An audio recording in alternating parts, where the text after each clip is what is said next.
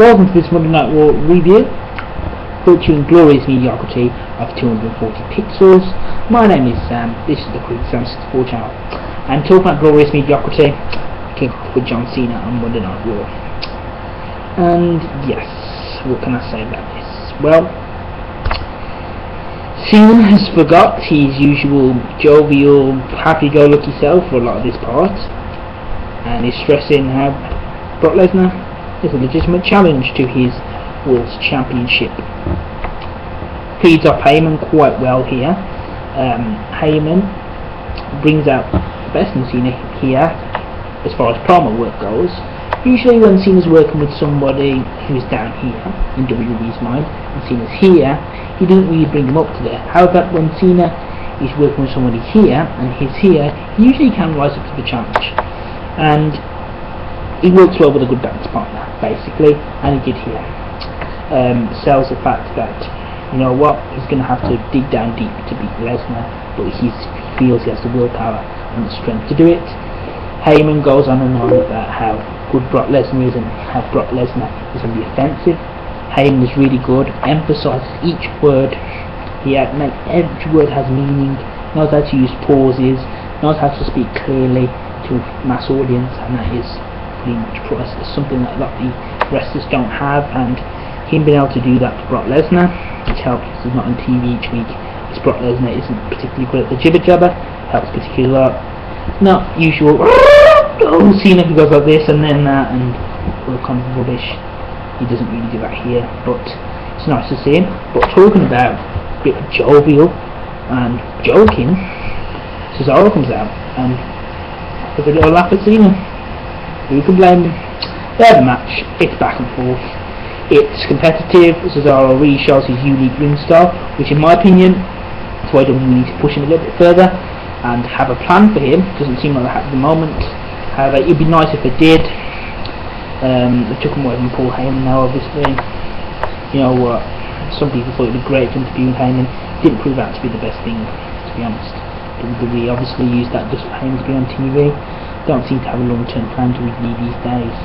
Living by week paycheck, not really the best strategy in my particular opinion. However, you can't take away from him how good he is in the ring. Cena wins, uses a few more moves than usual, but actually just this time for the ropes and gains himself victory. Bit of momentum going towards SummerSlam. Back and forth match. It was nice. It was decent, but we'll have to see what happens at SummerSlam. I'm sure Brock Lesnar will win the title. That's the only way to justify him, in my opinion, defeating the streak. If he's not going to win the title at some point, what's the point of him in the streak? So it's pretty pointless. I thought it was pretty pointless in the streak anyway. But yeah, that's just my opinion. Going to the next part of the show, it's AJ and Paige. Nice to see the Divas getting a bit of promo. Ring. Very rare. Usually it's match after match after match, but this time that wasn't the case. We got a bit of promo on Paige talking about stuff, particularly about how in the previous week it was a mistake about her attacking AJ, about how they're still friends. AJ not really kind of in the same wavelength with Paige, and a little Casper Crumpet got ate up.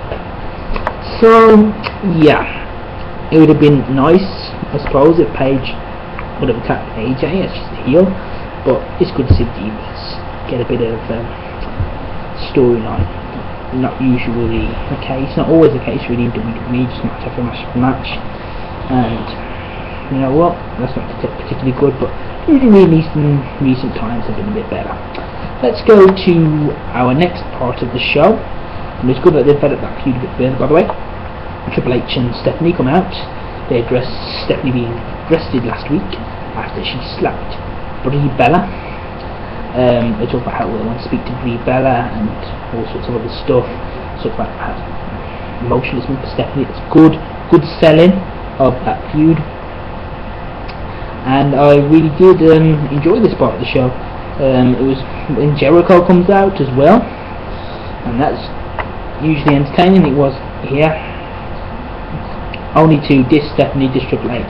And they got attacked by Rollins, and in the main event he faced Rollins, and also Triple H announced that Chris Jericho against Bray Wyatt would happen.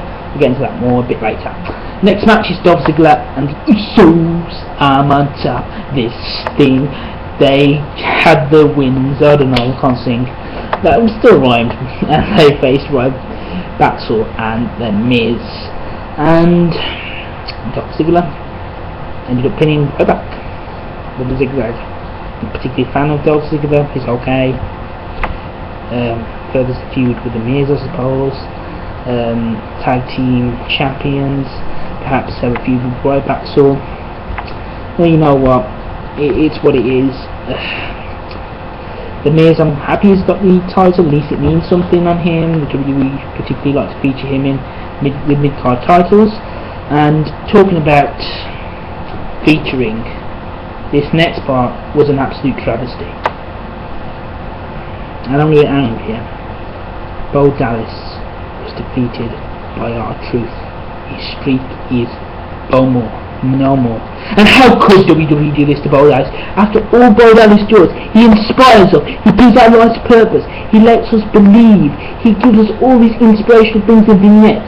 He goes around trying to have some positive thinking in sometimes a very negative world, and it's a great inspiration for us all. And you did that to Bo Dallas, our great saviour, Bo Dallas. How could you, WWE? How could you? This is absolute Bobby what you've done to our Bo Dallas. And it won't lie, it was Little Jimmy's fault. And R-Truth, Little Jimmy helped him cheat. The referee didn't notice it. Where? It's Little Jimmy who helped pin Bo Dallas' shoulders down, and you didn't notice it just because it's invisible. How flipping dare you, Rick? You are absolutely, you disgust me.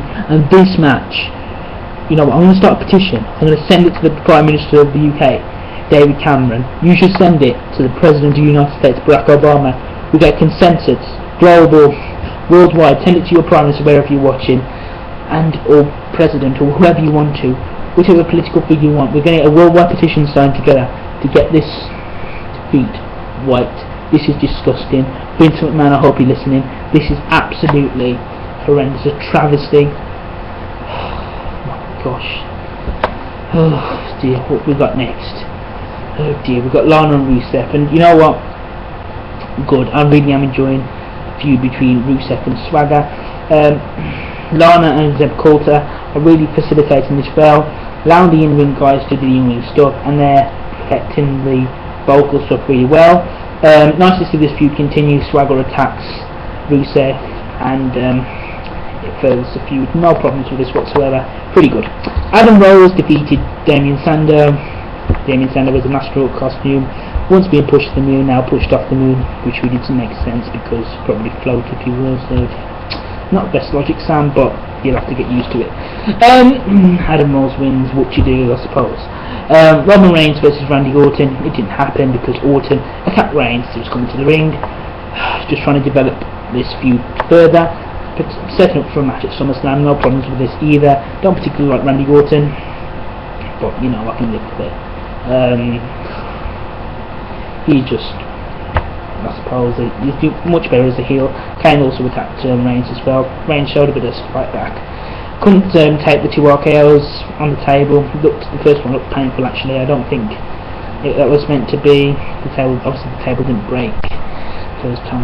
It's pretty painful, and I hope both are okay. But Orton really shouldn't be continuing doing this kind of stuff. The table continues not to break.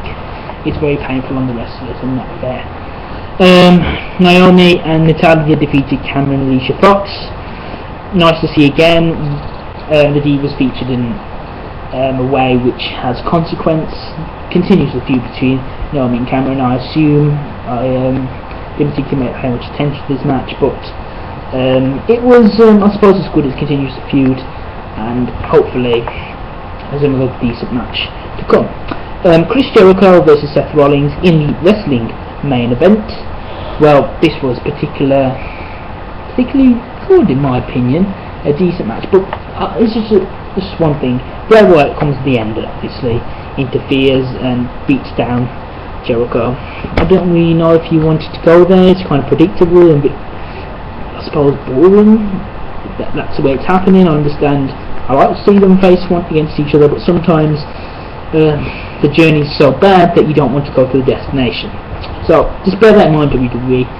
I know a destination is a good destination, but sometimes the journey is so treacherous and bad. I'm not saying it's treacherous, but you haven't got that far. But it's so monotonous, it's so boring that you don't really want to get to the destination. So there you go. I don't really have a problem with Chris Jericho winning at Battlegrounds. A lot of you have. I don't see why. One thing doesn't spur the feud. Jericho's a good guy, usually puts over people. So what's the flipping problem? Just let him have a flipping victory. He very rarely has flipping victories. Oh my gosh, people! Look how many times put over Punk, he'll do the right thing. Don't worry about it. Can't you flipping beat down and just let him have the stuff, man? Leave him alone. Goodness sakes, people. Anyway, it's just like one of those things, and I suppose it helps Rollins in a way to face Jericho because it's a more established name. It always helps probably learn something for himself, and that can only be a good thing. In the ring, right, main event spot. Pretty pleased this was the main event spot. Very rare that you have a women's segment in the main event spot. Brie Bella and Stephanie have a little chat. Stephanie's talking to Brie and saying, you know what, I want you to drop the charges. Brie says, I will, but you have to agree to my conditions. And the conditions are a match at SummerSlam and getting the job back. I think Nikki gets a pay rise as well, because she really needs one, doesn't she? I'm not joking, Nikki, if you're watching. Oh dear. I suppose Total Divas is very stressful. And they agree to have a match at SummerSlam. They have a little brawl back and forth. It's good way to end the show, refreshing way to end the show. It's not the go home show, so I don't think it's too much of an issue ending it that way. And it's gives good weeks to build towards that. And at least has a bit of story. Won't expect it to be a 5-star classic, but expect it to be an enthralling match nonetheless.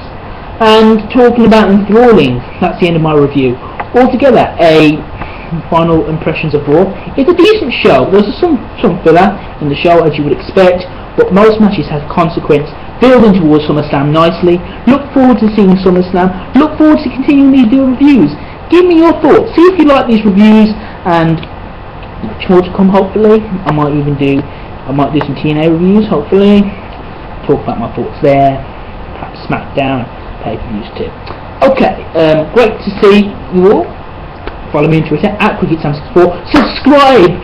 Become a friend of mine, even though you can't become friends on YouTube anymore. I don't know what I'm talking about. To put me out my misery, just subscribe, make me happy, then I'll know what I'm talking about, because you subscribing actually makes me better. See how I'm talking really fast and clearly? That's what you've got to be. I'm so enthusiastic. I want to see you. This is so exciting. What's on the next show? But wait a minute, this one. I don't know. We'll find out next week when the Raw reviews roll out live on YouTube. Not really live, but see you later, sons. Subscribe, like, comment, do all that kind of stuff. Things in the description box below if you want to check out. Bye.